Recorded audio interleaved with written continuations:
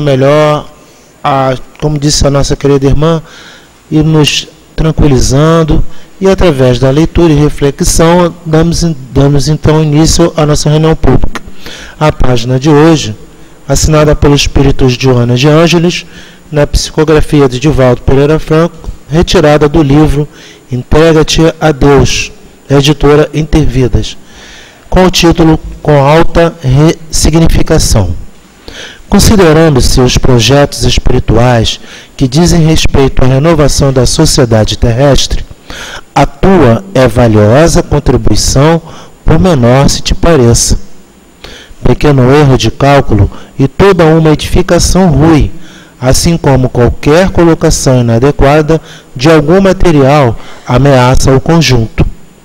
Nas aparentemente insignificantes realizações encontram-se valores de alta significação para o bem geral. Na área da mediunidade, por exemplo, preocupa-te inicialmente com a autoiluminação, a fim de que irradies claridade interior onde te encontres. Logo depois, elege as tarefas que a vaidade repugnam, que a soberba desconsidera, aguardando projeção e destaque na comunidade. Assume o compromisso íntimo de servir da maneira mais modesta possível, mantendo o intercâmbio psíquico com os mentores espirituais que te conduzem à existência, de forma que possas atender, mediante o contributo do conforto moral, aos infelizes de ambos os planos da vida que se te acerquem em aflição.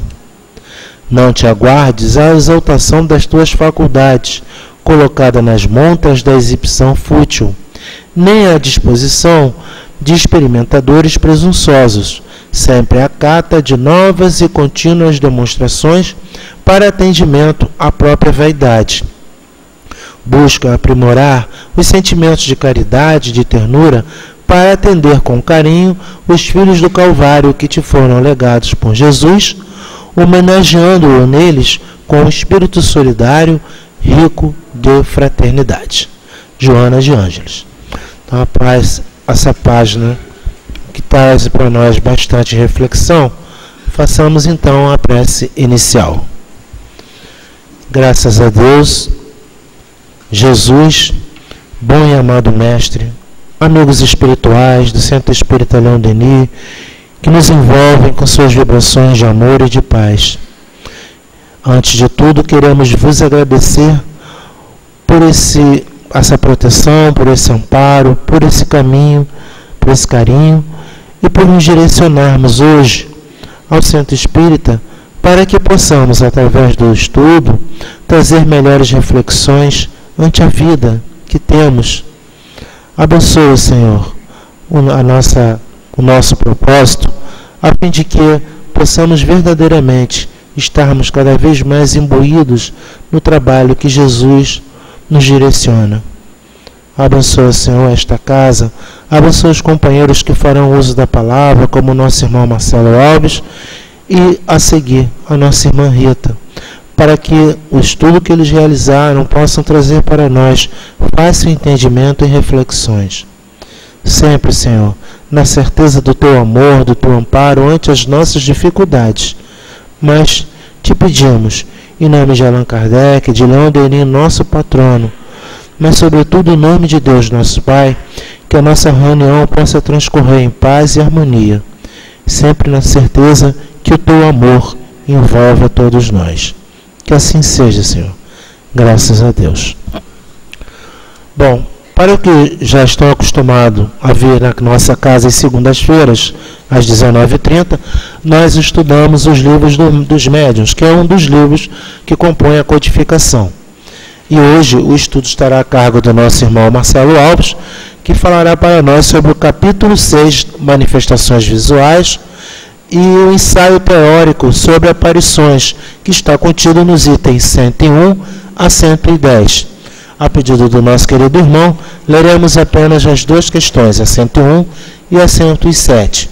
E pedimos àqueles que têm o livro dos médiuns em casa, para terminar a leitura nas suas residências dos outros itens. Então, o item 101, ele vai trazendo para nós sobre ensaio teórico sobre as aparições. E assim fala o nosso mestre Allan Kardec. As manifestações aparentes mais comuns ocorrem durante o sono, através dos sonhos. São as visões. Não cabe aqui examinar todas as particularidades que os sonhos podem apresentar. Resumimos, dizendo que eles podem ser uma visão atual das coisas presentes ou uma visão retrospectiva do passado, e, em alguns casos excepcionais, um pressentimento do futuro. Frequentemente também são quadros alegóricos que os espíritos fazem passar diante dos nossos olhos para nos dar avisos úteis e salutares conselhos, se forem bons espíritos, ou para nos induzir ao erro e lisonjear nossas paixões, se forem espíritos imperfeitos. A teoria que se segue aplica-se aos sonhos, como a todos os outros casos de aparições. E aí ele recomenda ver o Livro dos Espíritos, questão 400 e seguinte. A questão agora 107. As aparições no estado de vigília não são raras nem novas. Elas sempre ocorreram em todos os tempos. A história relata um grande número delas, mas, sem remontarmos tão distantes, elas são muito frequentes nos nossos dias e muitas pessoas as têm visto. E, em primeiro momento, tomaram-se pelo que se convencionou chamar de alucinações. Elas são frequentes, principalmente, nos casos de morte de pessoas ausentes que vêm visitar os seus parentes ou amigos. Muitas vezes, elas não têm objetivo bem determinado, mas pode-se dizer que, em geral, os espíritos que aparecem assim são atraídos pela simpatia. Que cada um queira interrogar suas lembranças e ver-se-á que há poucas pessoas que não tenham conseguido algum fato desses gêneros cuja autenticidade não poderia ser posta em dúvida. Então nós vamos terminar por aqui, passando a palavra ao nosso irmão Marcelo. Que numa casa espírita, ele é mediúnico, porque os espíritos, eles dirigem as tarefas. E é sempre bom relembrar isso, ressaltar isso, né? Uma reunião pública, existem casas espíritas que fazem as suas reuniões públicas, isso aqui que nós estamos fazendo, mas não consideram como sendo um trabalho mediúnico. Então cabe determinadas ações, determinadas interações.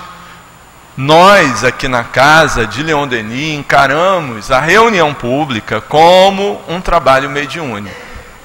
Então, o trabalho não é só nosso. Na verdade, o trabalho é grandioso por parte dos espíritos. Existem equipes espirituais, né, que atuam nesse trabalho da reunião pública e que nós não tomamos ciência, não consideramos. Então é preciso que a gente olhe a reunião pública com um olhar de respeito, com um olhar de admiração, com um olhar de oportunidade que nós estamos tendo de nos informarmos sobre o mundo espiritual. Nossa pátria verdadeira, de onde nós viemos e para onde nós vamos. Porque esse momento que experimentamos aqui continua sendo pátria espiritual, sendo que numa dimensão materializada por um objetivo. Estamos no objetivo da encarnação. Então, somos abafados de certas propriedades que, como espíritos, nós as possuímos de forma natural. Possibilidades de interação, de comunicação, que o corpo físico, ele impede, num grau bem extenso, de que nós façamos essa utilização. Então, quando alguns de nós e na generalidade, em alguns aspectos, todos nós travamos contato com o mundo invisível através de possibilidades as mais diferenciadas possíveis, não é? Nós estamos dando vazão ao nosso lado mais natural, aquilo que nos é mais básico e natural e que nós desconsideramos quando estamos encarnados.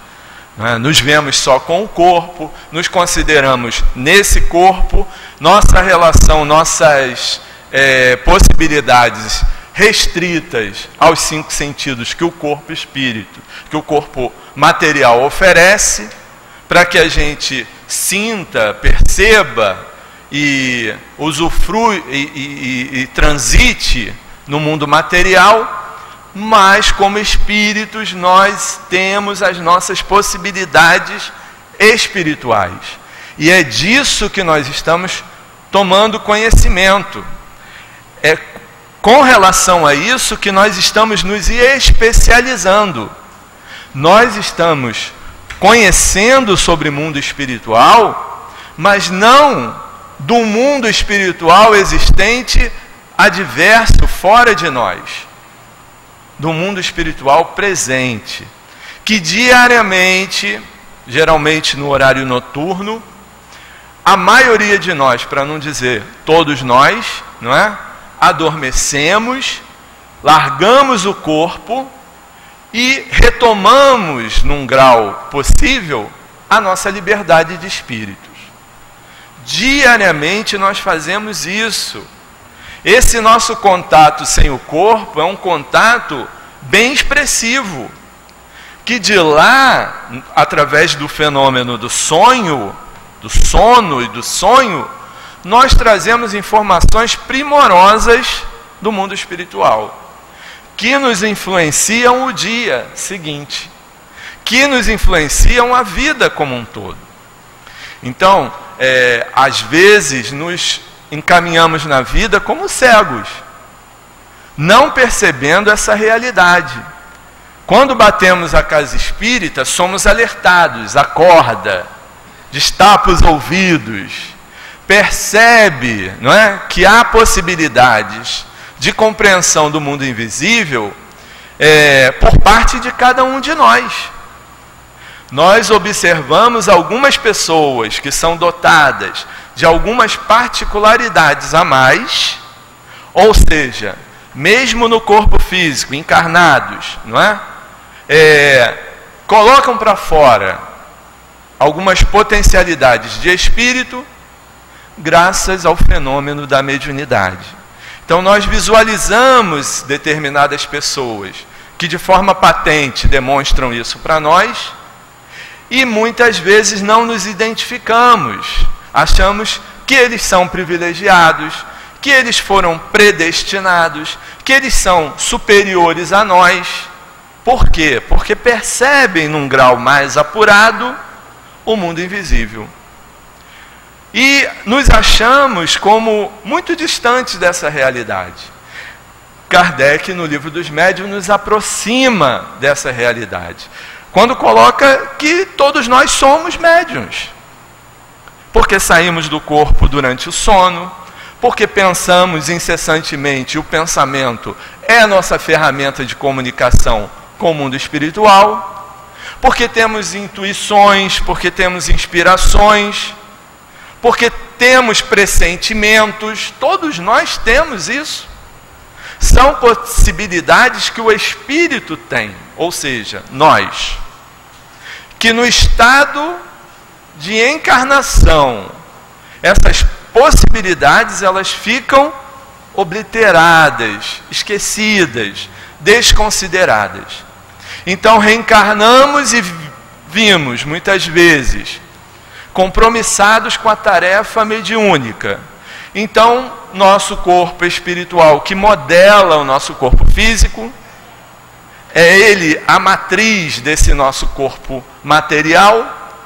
Ele é impregnado de uma substância, ele é parametrizado, ele é distribuído, ele é implementado com equipamentos a nível do mundo espiritual, para que nós sejamos graduados e percebamos o mundo espiritual numa extensão maior. Então, esse é o considerado médium. Todos nós somos, pela generalidade, mas alguns de nós, pelo compromisso, trazemos no nosso corpo espiritual, nosso perispírito, modificações expressivas para determinadas percepções do mundo invisível. Seja na audição, seja na percepção da sensibilidade, seja na psicofonia, seja na vidência, na incorporação, e inúmeras outras faculdades, possibilidades, que nós estamos tornando cada vez mais naturais no nosso entendimento, porque sempre foram. Não é? Nossa ideia do que seja, do que fosse mediunidade, do que seria o médium, era uma ideia muito equivocada e distante da real. Fantasiávamos muito, até pelas considerações que nós recebemos ao longo do tempo, por doutrinas anteriores, religiões passadas, não é? Que nos colocavam a mediunidade como sendo um ato de bruxaria, de feitiçaria. E hoje a doutrina espírita ela vem desmistificar, ela vem tirar o véu que encobria e fazer com que nós nos sintamos cada vez mais responsáveis por essa possibilidade de comunicação, sendo mais natural, mais próxima da nossa realidade. Então o estudo de hoje fala aqui das questões 101 até a 110 do Livro dos Médiuns, sobre um ensaio teórico sobre as aparições. Por que ensaio teórico, né? Porque não existe nada fechado, sacramentado, determinado que é assim, não muda. Kardec o tempo todo deixa aberto, não é, a nossa compreensão. Ele organizou o que pôde, mas é claro, cada indivíduo é um mundo particular, é uma história, tem a sua própria percepção, tem os seus valores, os seus desejos, as suas intenções. Então cada um tem um grau de percepção bem particular. Então por isso Kardec se preocupa com os termos. É um ensaio teórico sobre as aparições, visto que elas acontecem o tempo todo. Nós é que muitas vezes estamos fora, né, da sintonia daquela vibração e não percebemos. Ou muitas vezes visualizamos, né, verificamos e confundimos como sendo do mundo material. Então, uma coisa é nós virmos na condição de médiuns especializados na vidência, temos o perispírito apropriado para isso, cérebro perispiritual vinculado ao cérebro material em determinadas posições, em determinadas situações, para que a gente tenha a visão do mundo espiritual dependendo de um casamento fluídico, de um casamento vibracional, porque também se não houver, a gente não vê. Então existem pessoas especializadas para isso, mas o mundo espiritual se faz visível sempre que quiser necessitar e sempre que nós nos colocarmos na vibração, na sintonia de uma percepção a esse nível. Então, em geral, nós desconsideramos essa possibilidade. Então, é quando ele começa colocando para nós, né, que muitas das nossas visões se dão fora do corpo, durante o sono. Então, se nós muitas vezes, algumas vezes dizemos assim, eu nunca vi nada do mundo espiritual, eu sou o chamado médium de pedra, eu sou o médium paralelepípedo, eu não ouço, não vejo, não percebo, não sinto nada, mas não dorme durante a noite, não sai do corpo, não sonha, não percebe, não verifica o mundo espiritual? Sim. Então nós desconsideramos isso. Primeiro ponto de visão espiritual que todos nós temos.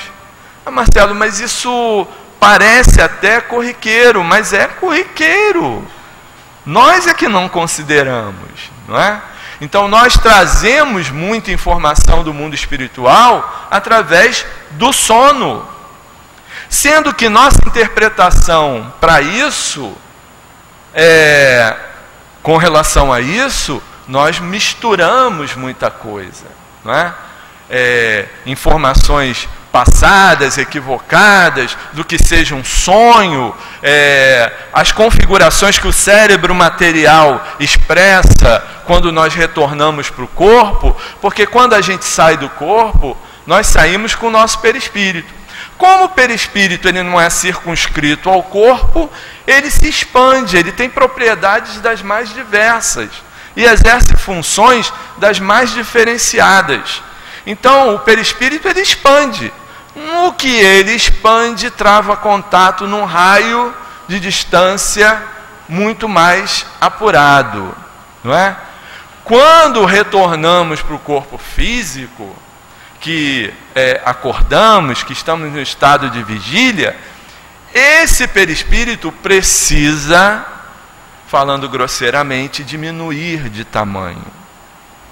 Quando diminuir de tamanho, só aquelas coisas extremamente necessárias são registradas, outras ficam, não é, num espaço que nós desconhecemos.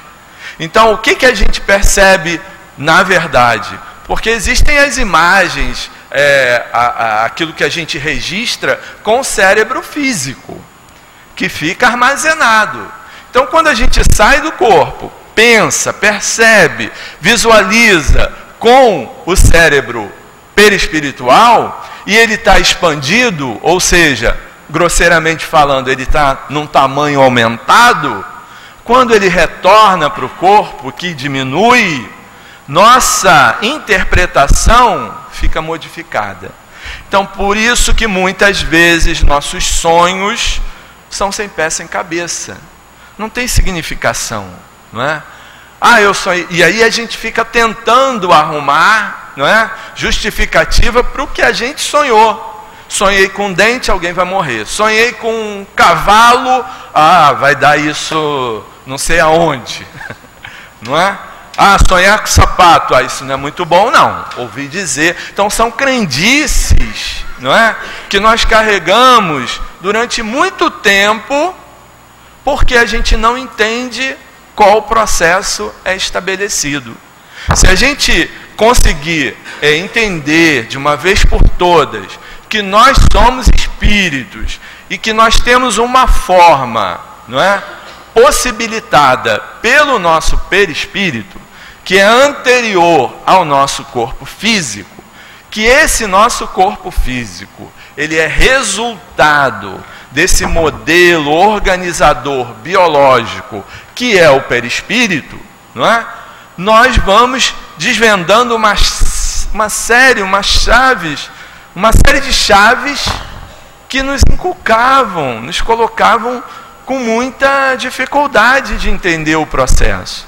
Então, se a gente compreender que quando durante o sono nós saímos do corpo e pensamos, agimos com o nosso corpo espiritual, consequentemente com os nossos órgãos perispirituais, que vibram numa dimensão diferenciada, vibram numa frequência diferenciada do que a vibração das moléculas materiais. Então, quando nós retornamos para o corpo, há que se ter um ajuste de tudo isso. Então, o corpo material, o cérebro material, tenta codificar com o que ele tem ali dentro, com o que ele tem impresso, materialmente falando. Então, por isso que causa essa confusão. Quando são assuntos que os nossos guias, protetores, eles decidem que nós precisamos lembrar, isso é ajustado, não é? Perispiritualmente por parte desses técnicos da espiritualidade, para que a gente tenha uma clareza maior sobre essa vivência. Então, vai depender também do grau de afastamento que nós tivermos. Então, quanto mais afastado do corpo físico, ou seja, da materialidade, nós estaremos mais plenos como espíritos. E aí, quando retornamos, dependendo da necessidade dessa vivência, nós podemos lembrar com mais nitidez. Mas na sua totalidade, nos seus 100%, nós não lembramos. Porque são visões do mundo espiritual, que quando estamos na dimensão materializada, porque estamos reencarnados, nós estamos bem distantes dessa percepção. Então, Kardec, ele coloca aqui para a gente, na 101, que as manifestações aparentes mais comuns acontecem durante o sono, através dos sonhos. São as visões. Não cabe aqui examinar todas as particularidades que os sonhos podem apresentar. Resumimos dizendo que eles podem ser uma visão atual das coisas presentes ou ausente, uma visão retrospectiva do passado e, em alguns casos excepcionais, um pressentimento do futuro.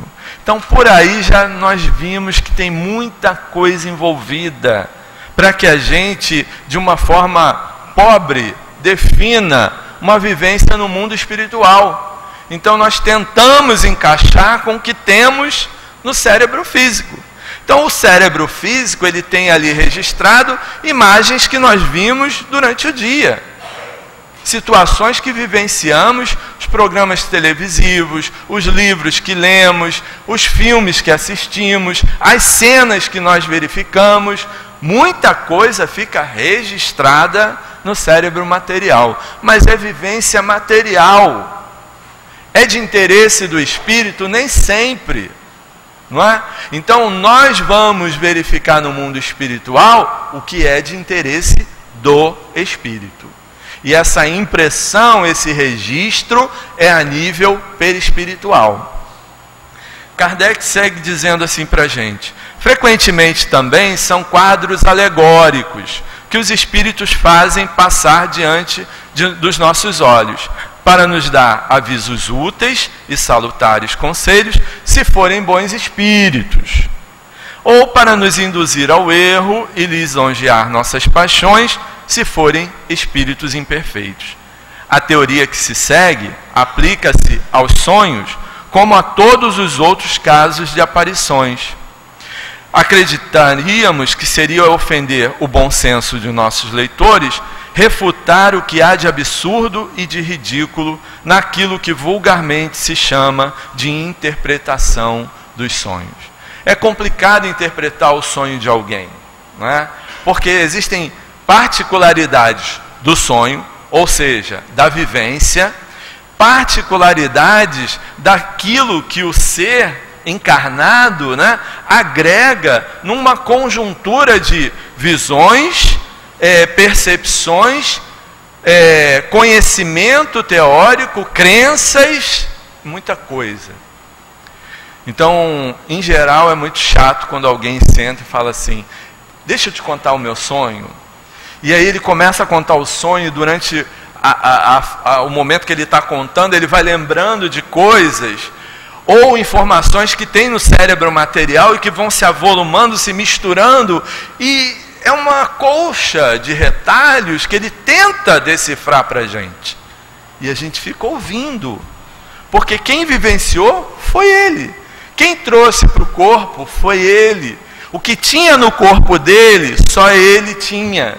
Então, fica difícil da gente decifrar essas situações. Muitas pessoas tentam decifrar. E aí também misturam tudo que existe. Por isso que existem situações que Kardec coloca aqui de ridículo, né? Porque chega a ser ridículo. algumas interpretações de sonhos que foram visões que se tiveram do mundo espiritual, que são particulares e que muitas vezes pertencem ao mundo espiritual, que nos interessa quando a gente está fora do corpo. Quando nós estamos no corpo, existem as preocupações materiais que influenciam. Segue Kardec dizendo para nós, com relação às aparições propriamente ditas, ocorrem no estado de vigília e quando se está no gozo de plenitude e da inteira liberdade das suas faculdades. Geralmente elas se apresentam sob uma forma vaporosa e diáfana, algumas vezes vaga e imprecisa. Com frequência, a princípio, elas são uma luz esbranquiçada, cujos contornos desenham-se pouco a pouco. De outras vezes, as formas são nitidamente acentuadas e distinguem-se os menores traços do rosto, a ponto de se poder fazer dele uma descrição muito precisa. Os trejeitos, o aspecto são semelhantes ao do espírito quando vivo. Então, assim, o mundo espiritual tem suas potencialidades e possibilidades. Nós estamos interagindo o tempo todo. Existem muitas visões do mundo espiritual que se apresentam para nós na forma, na configuração, na textura, na ponderabilidade, né? A nível material, que nós confundimos. Por exemplo, se a gente olhar para o lado, se a gente tiver uma visão como eu estou tendo aqui do nosso salão, eu acho que está todo mundo que eu estou vendo encarnado. Mas pode ser que no meio de um ou outro, pode ser que ele, ela, ele estejam desencarnados. Mas a visão que eles estão proporcionando para mim é a visão de como se estivessem encarnados. Quem possibilita isso? O perispírito deles, agindo de acordo com a vontade que eles têm, impregnando os seus corpos perispirituais com um fluido que seja, né, afim, que tenha em mim parecenças e que eu possa perceber. Existem outros níveis de aparições que os espíritos fazem recolhendo o fluido do ambiente, fluido animalizado, revestindo-se ou revestindo os objetos, e que todos nós vemos. Por quê? Porque aquela dimensão, aquela matéria que é sutil, entra num padrão, não é, de ponderabilidade, de visão, que atinge o nosso órgão de visão material. Então, não é com o perispírito que nós estamos vendo esses casos. Estamos vendo com os nossos olhos, nosso canal de evidência material. Por quê? Porque o perispírito está revestido de um fluido que o desencarnado não possui mais. Por ele ser desencarnado, ele não tem fluido animalizado, ou seja, fluido de efeito físico. Quem possui? O encarnado. E quem possui em demasia? O médium encarnado.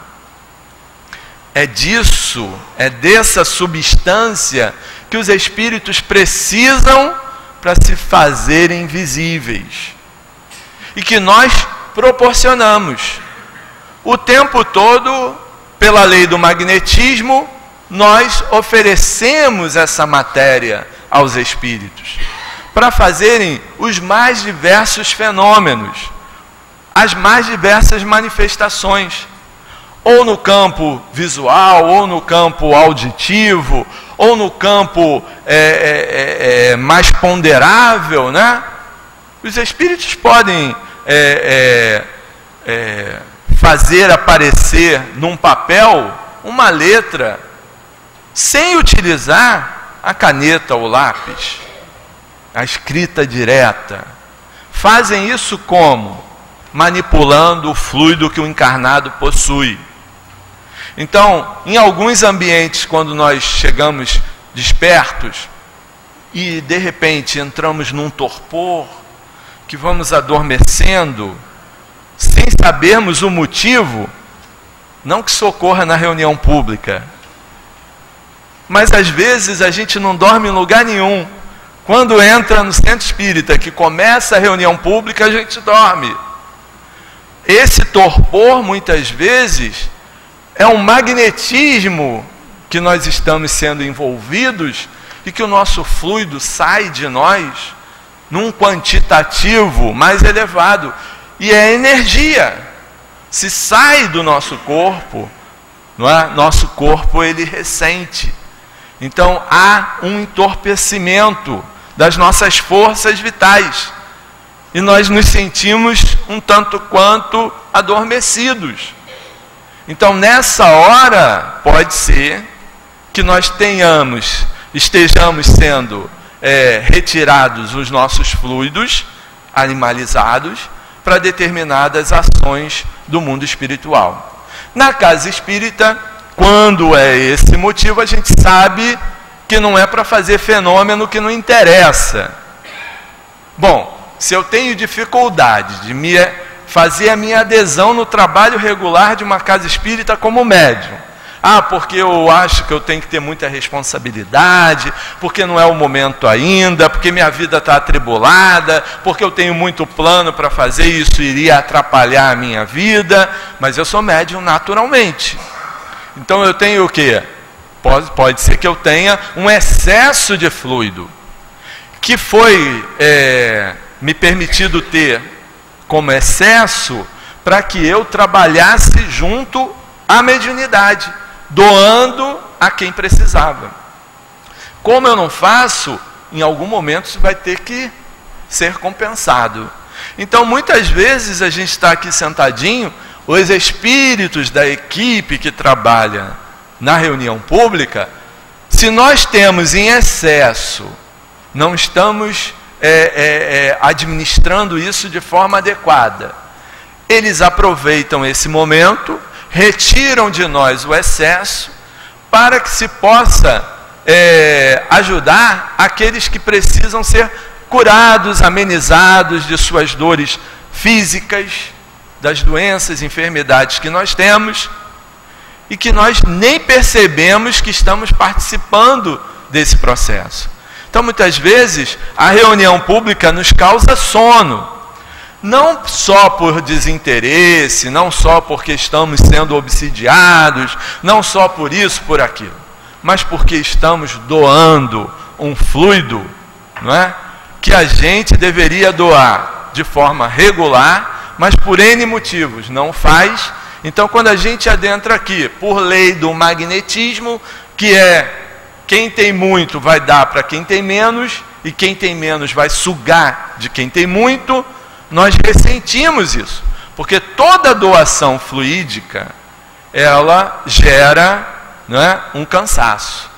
Naturalmente, e é um cansaço natural, que a gente repõe. Nosso trabalho como médium tem essa característica. E nós colocamos parte desse fluido de volta através da alimentação, do sono, né, do repouso, da higiene. Então nós recuperamos parte desse fluido que doamos. Esse é o processo natural de todo médium. O médium existe para isso. E ele vai doando a vida inteira, de pouco em pouco, aquele excesso, até ficar com da sua subsistência, para existir o tempo que necessitar da encarnação.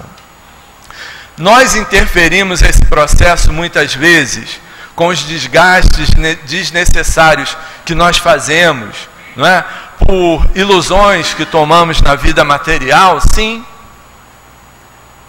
Então, a casa espírita, ela funciona como um verdadeiro dínamo, uma usina que nós frequentamos e que nos reequilibra. Não quer dizer aqui que se eu tenho facilidade de dormir na reunião pública, no estudo de curso, de encontro, que eu vou ficar tranquilão. Não, eu durmo, estou doando, então deixa eu me entregar para esse sono. Aí eu também não vou escutar nada, não vou compreender nada, não é? E palestra foi feita para encarnado. Palestra para espírito, a gente nem reencarnava, ficava lá falando para os espíritos. Quando a gente reencarna, vem falar para os encarnados, e nós encarnados, né, nos dispusemos a ouvir, é porque nós precisamos ouvir. E quem fala também ouve. É que eu não posso dormir aqui, mas eu tenho que falar. Mas nós estamos falando para nós próprios. E quem está na condição de ouvir, precisa se esforçar. Ah, mas você falou que eu todo ando fluido, por isso que eu sinto esse torpor e aí eu durmo. Pois é, mas também tem que se esforçar para ouvir, não é? Ah, mas isso dá trabalho. Dá trabalho sim, ninguém disse que seria fácil.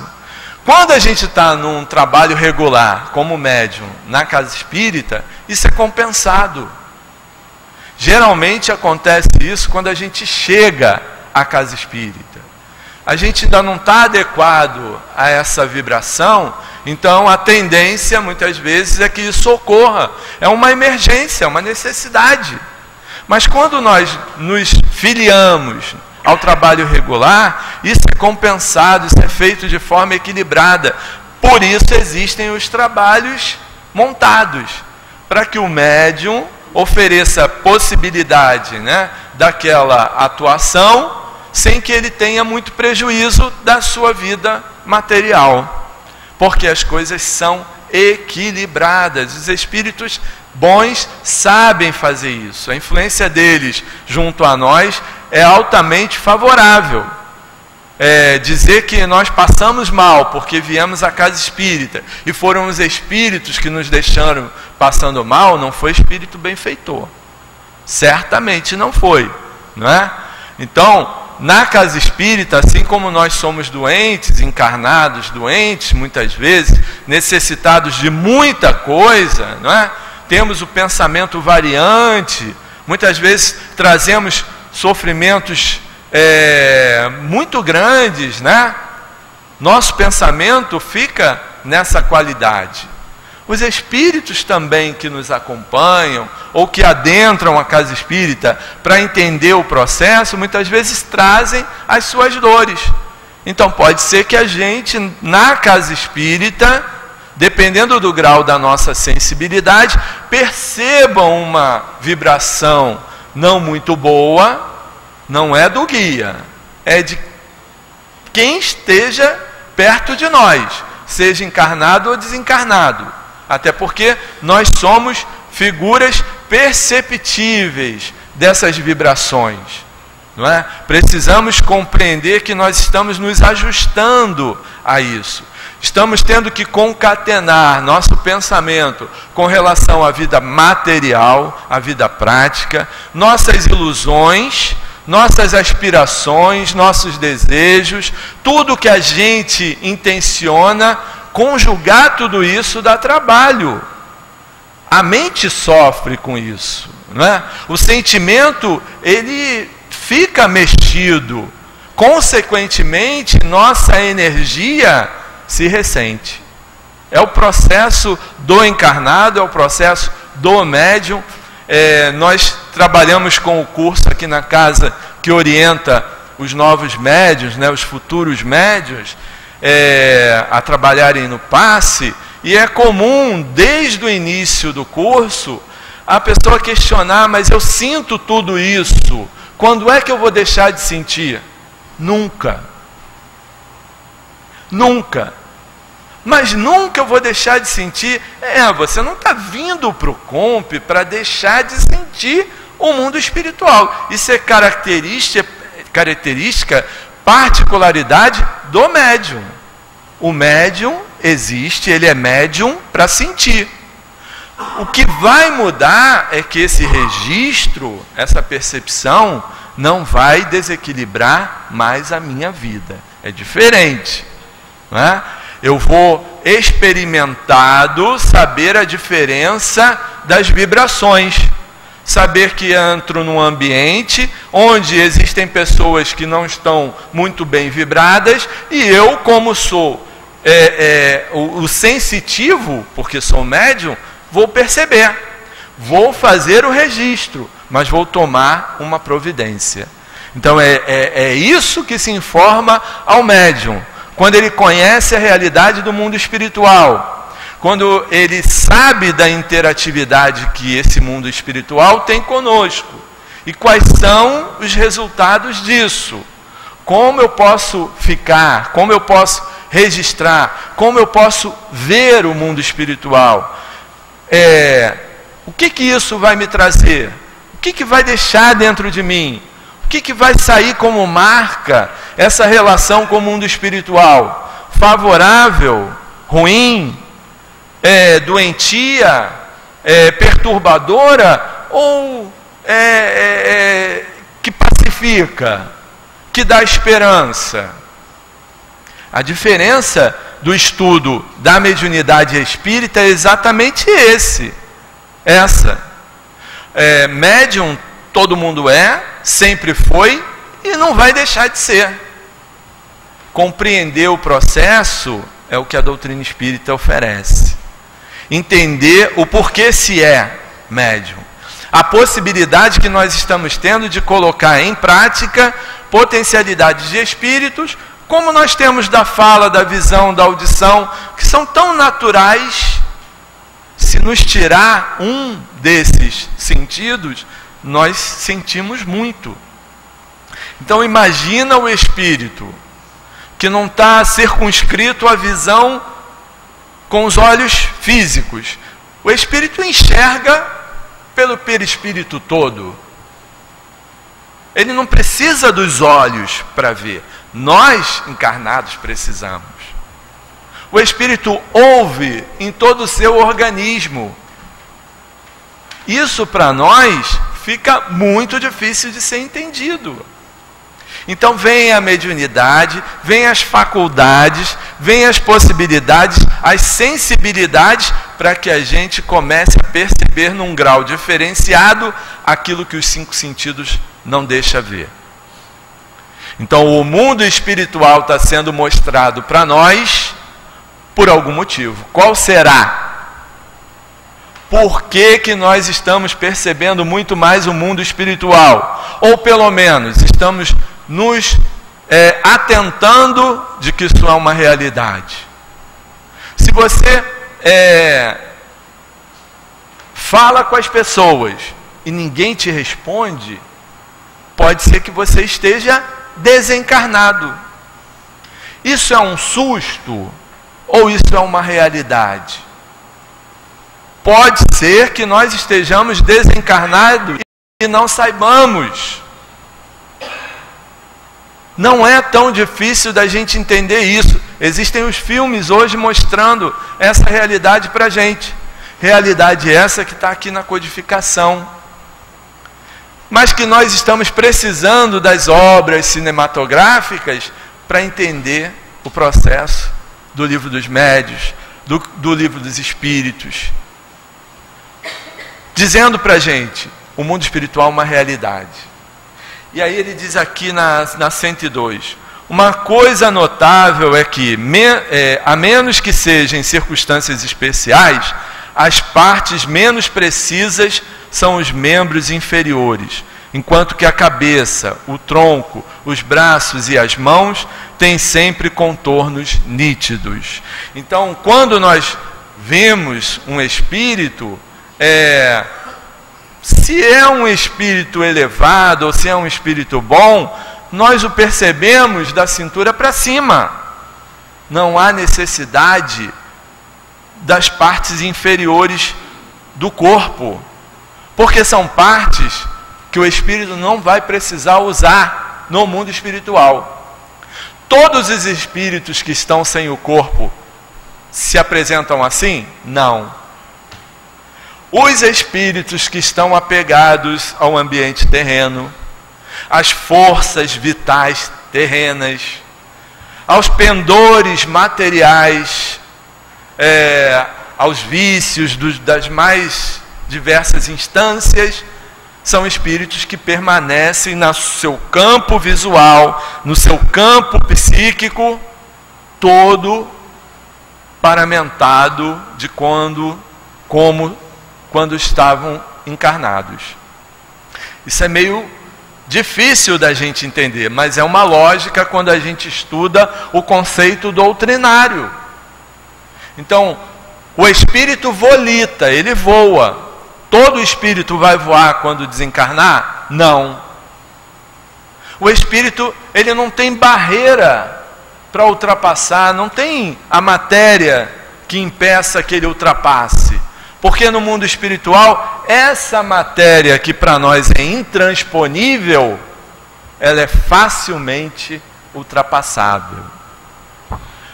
Nós vamos ultrapassar as paredes quando desencarnarmos? A gente tem certeza disso? Pode ser que a gente dependa de uma chave para abrir a porta, para entrar num ambiente.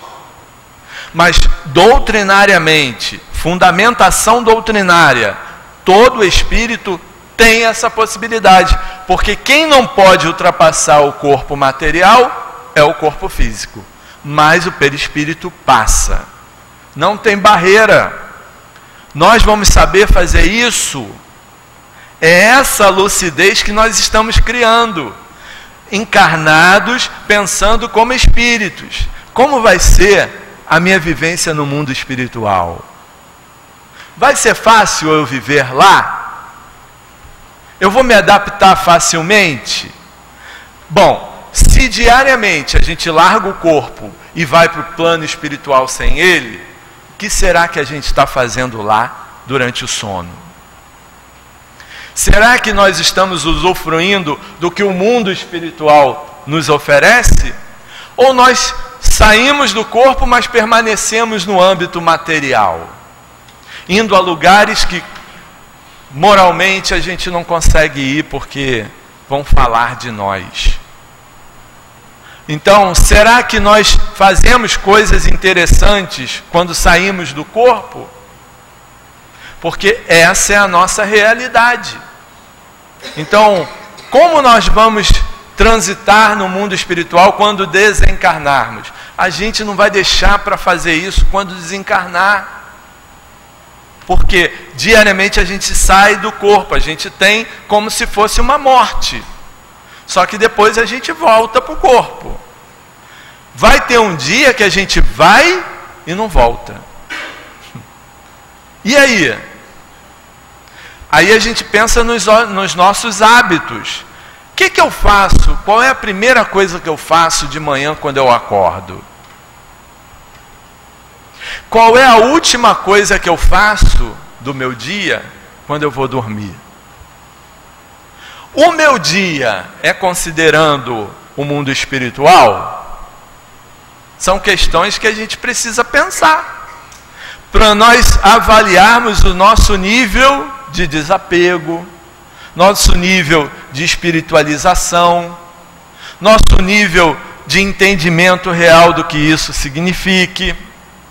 Porque, inclusive, ele diz aqui, ó, quanto à roupa, ela se compõe mais comumente de tecido drapeado que termina em longas pregas flutuantes. Eu me vejo assim, vestido assim, no plano espiritual? Como é que eu vou aparecer depois de morto?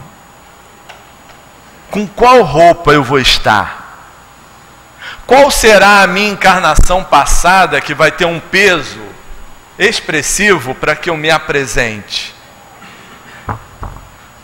De repente, se eu fui um general de uma cavalaria, se eu fui um soldado romano, não é? Pode ser que eu me apresente com aquela vestimenta. Quem me vir vai me reconhecer? Se for dessa encarnação aqui. Se eu aparecer para vocês com uma cabeleira loura, vocês vão dizer que sou eu? Não é? Não é? Mas eu posso aparecer se eu quiser. Pode ser que eu tenha tido uma cabeleira loura em alguma vida. E quando eu saio daqui, eu retomo aquela experiência. Gostei de ter aquele cabelo louro. Então, como o perispírito ele é plástico, ele se modela de acordo com o pensamento, eu vou me modelar. E isso a gente imagina de várias formas. Mas os espíritos mais elevados, né, eles aparecem com essa túnica drapeada. Eu não sei muito bem o que seja drapeado, mas quem costura deve saber. Pelo menos com uma cabeleira ondulada e graciosa. Não tem chapinha, não tem prancha. Isso é daqui. Pode ser que eu, de tanto fazer prancha aqui, eu desencarne e eu vou ter que ter a prancha para ser reconhecido. Então, o que ele coloca aqui? Que isso são questões pertinentes à nossa imperfeição. Porque os espíritos que venceram essas materialidades, para eles, uma túnica branca está de bom tamanho. É meio demodê, mas é de bom tamanho, porque aquilo não faz diferença. Nós é que nos preocupamos demais com as aparências. Nós é que deixamos muitas vezes de ir a um compromisso social porque o cabelo não ficou bom, porque o sapato não vai combinar com a blusa, porque a unha não foi pintada do jeito que eu queria, então não vou mais. Não é? Essas particularidades, essas questões são daqui. Como nós vamos seguir para lá? Como nós vamos nos fazer visíveis àqueles que ficarem? Como será que nós vamos nos demonstrar para aqueles que estão com saudade da gente? Às vezes a gente sai da encarnação com longos anos numa enfermidade, num hospital. Mas e os outros anos anteriores, que eu tinha minha juventude, que eu tinha o meu corpo melhor, que eu tinha a minha vestimenta diferente? Como eu vou me apresentar depois que eu desencarnar? Com o camisolão do SUS? Com a aparelhagem, com todos os fios, equipamentos, sondas? Ou será que aquilo vai fazer parte da minha saída aqui na Terra, mas que eu mesmo vou me desvincular disso? Então essa teoria das aparições, ela é muito mais extensa e complexa do que a gente imagina, porque existem muitas coisas que podem pesar sobre isso.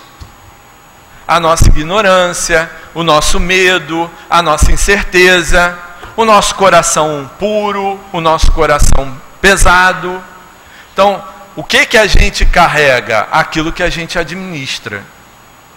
Então, que nós possamos entender um pouquinho mais dessa visão do mundo espiritual, continuar estudando para compreender, e compreendendo, a gente possa agir de forma diferenciada.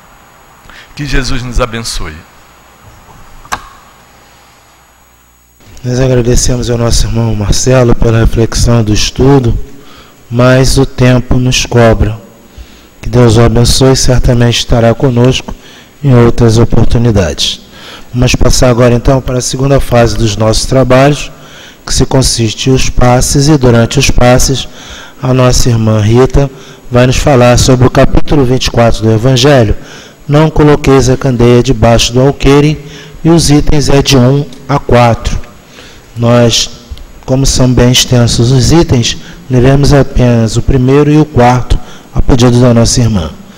Diz-nos assim: não se acende uma candeia para colocá-la debaixo do alqueire, e sim sobre o candeeiro, a fim de que ela ilumine todos que estão em casa.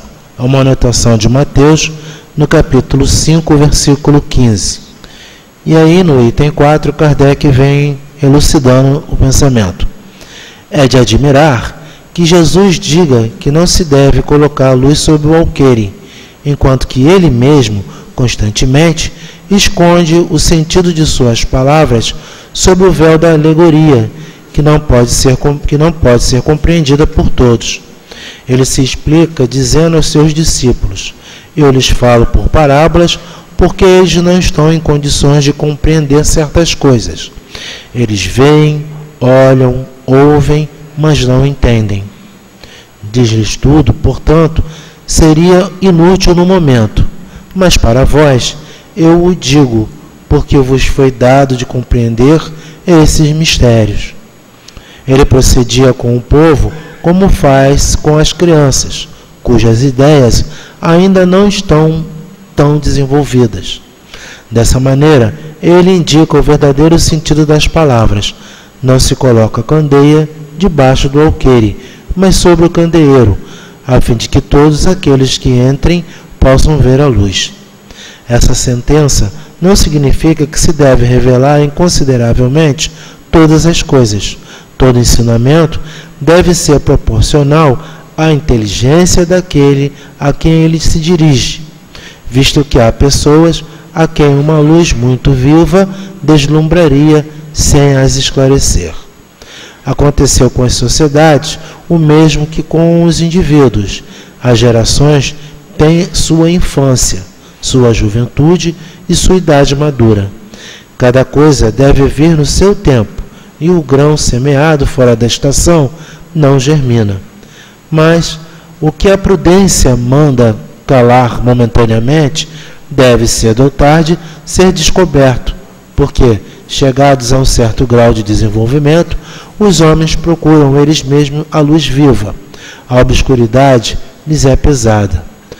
Tendo Deus lhe dado a inteligência para compreender e para se guiarem nas coisas da terra e do céu, eles querem raciocinar sobre sua fé. É então que não se deve colocar a candeia sob o alqueire, visto que, sem a luz da razão, a fé se enfraquece. E aí ele pede para nos observar o capítulo 19, item 7.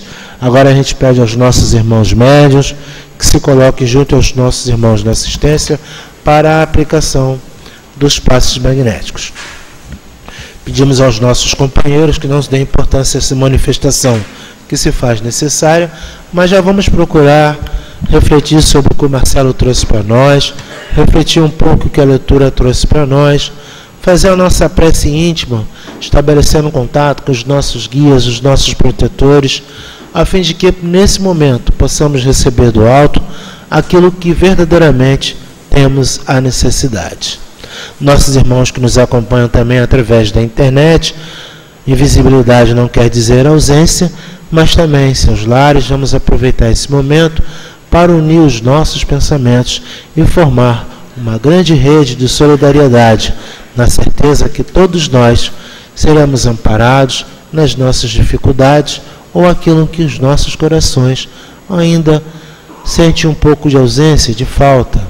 Tenhamos a certeza do amparo da espiritualidade amiga na nossa casa, dos nossos guias que nos envolvem, e receberemos do alto aquilo que tivermos a necessidade.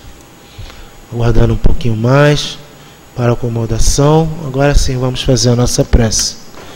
Senhor Jesus, uma vez mais recorrendo ao teu coração generoso, a fim de que, Senhor, relembrando a tua passagem na terra, como o Evangelho nos diz, que não se coloca a candeia debaixo do candeeiro, mas sim sobre o alqueire, nós te pedimos, Senhor, que nos inspire, que nos ampare, para que possamos ter verdadeiramente os passos mais firmes e seguros em seguir na tua direção.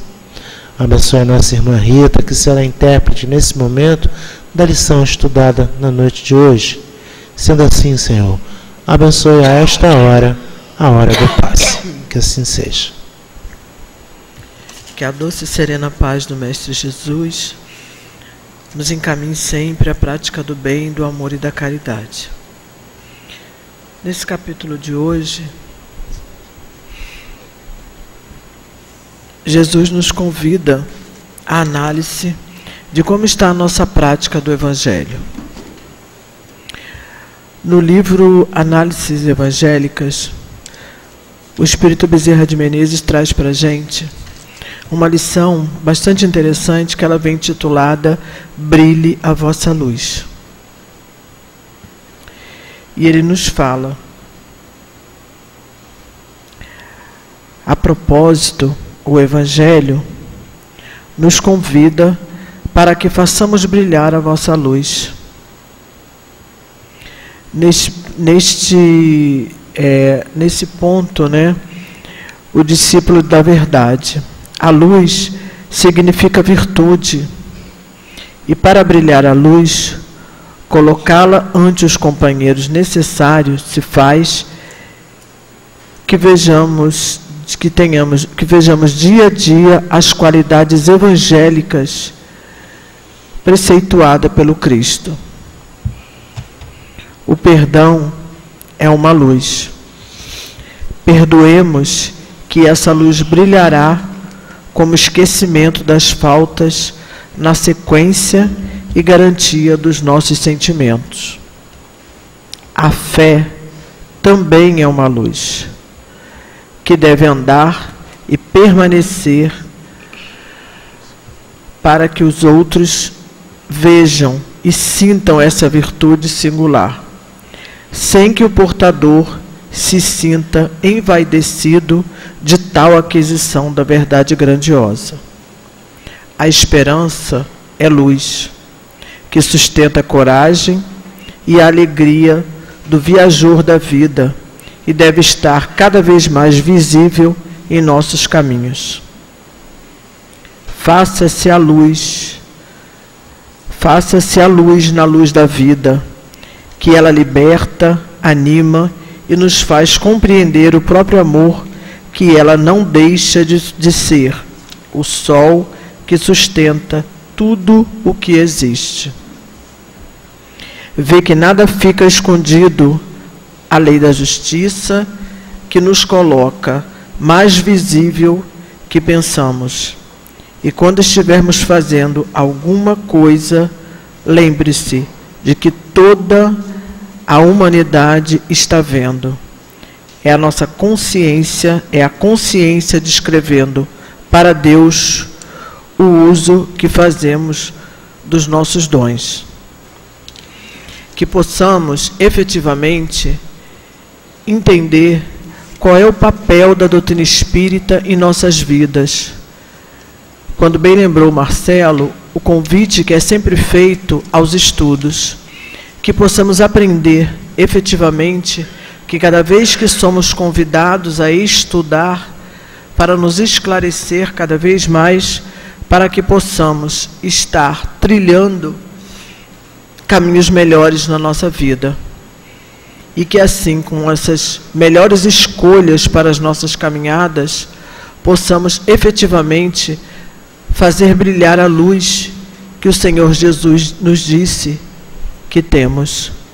Como Ele nos lembrou, que façamos brilhar a vossa luz. E quando Ele também nos lembrou que nós somos deuses e que poderemos fazer o que Ele fez e muito mais. Que não percamos nunca esse ensinamento como a grande linha de nossas vidas. E que assim, com essa certeza, que temos a condição de fazer as nossas luzes brilharem, que possamos ter uma semana de muita paz, de muita luz, de muito amor e de muita sabedoria. Que Jesus nos abençoe, hoje, agora e sempre. Vamos, irmãos, vamos unir mais uma vez os nossos pensamentos para agradecer sempre.